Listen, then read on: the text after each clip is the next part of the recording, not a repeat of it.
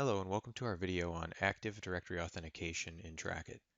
Setting up Active Directory Authentication is pretty simple and only requires a few steps, so let's jump right in here and take a look. So I'm going to go ahead and start up my Trackit application and log into the system.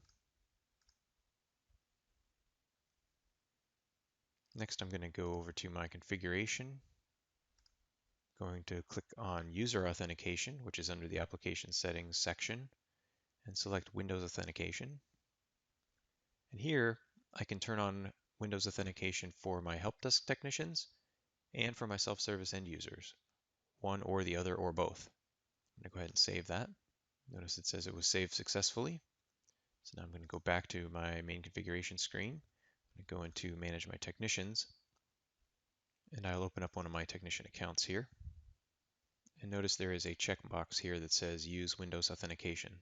So if I check this box, then I click here, if I enter the domain/user ID for this user, then the user will be able to log in using Active Directory Authentication. Since I am not on a domain, I can use my local Windows account here, and then I can save this. Now I'll go ahead and log out, and you'll notice that a new link appears down here below the login button. Now if I'm a user and I've bookmarked my normal Trackit login page, and I come here to log in, I'll see this link down here below. But what you'll notice if you look in the bottom left of my browser window right now is I have my server name /trackit/login. That is the AD authentication virtual directory here in IIS. So that is the URL that I want to bookmark if I'm going to use this for AD authentication.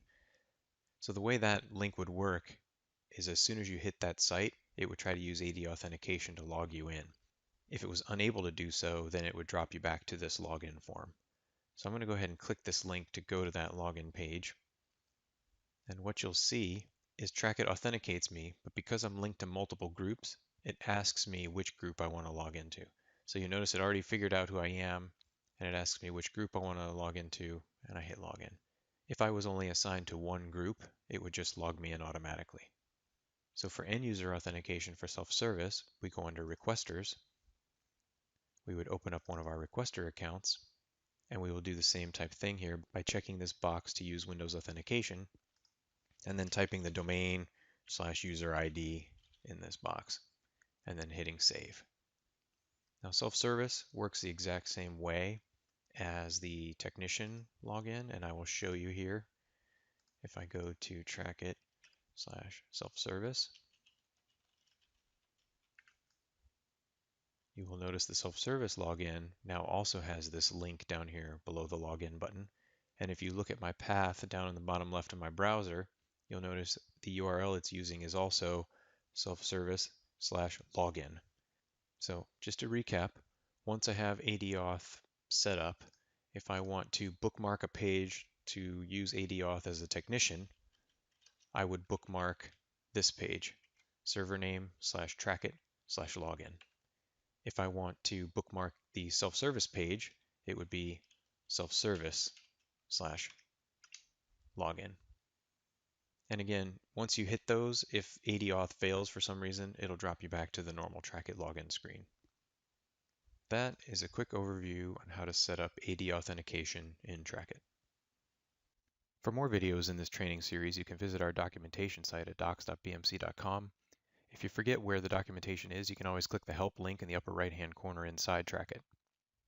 Some other useful resources are the Trackit community, where you can talk with other Trackit users and support representatives about how to get the most out of your product. You can reach that site at community.trackit.com. You can also reach our technical support directly by visiting support.trackit.com. And for general product information, you can always visit trackit.com. Thank you for watching, and I hope this video has been helpful to you.